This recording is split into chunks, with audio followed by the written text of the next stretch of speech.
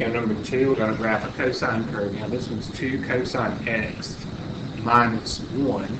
Okay, so let's start off identifying everything. The amplitude there is just 2, and the period all is 2 pi over b. Now in this case we don't have a coefficient there, so that's an understood 1, so the period is just the standard 2 pi. And now the minus 1, let's notice that the minus 1 is not in parentheses like that, but it's just stuck on the end, so that would be a vertical shift. We have a vertical shift there of -1, and there is no phase shift. So I believe this is the only one that had a vertical shift. So when we have a vertical shift here, that's where we're really going to start graphing from.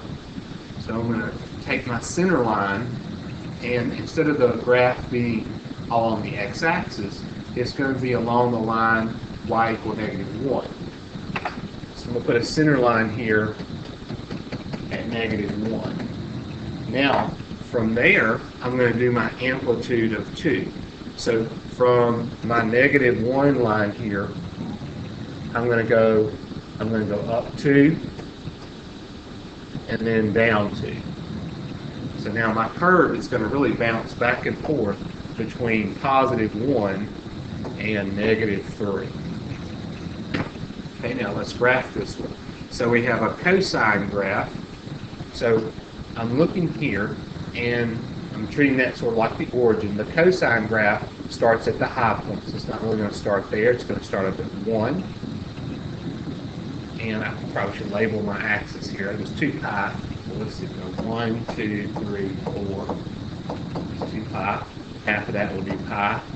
Half of that will be pi over 2. So pi over 2, 2 pi over 2, 3 pi over 2 there. Okay, now back up starting at 1. And then at pi over 2, I'm going to be at -1, which is on my center line. And then at -3, I'll be down at pi, I'll be down at -3.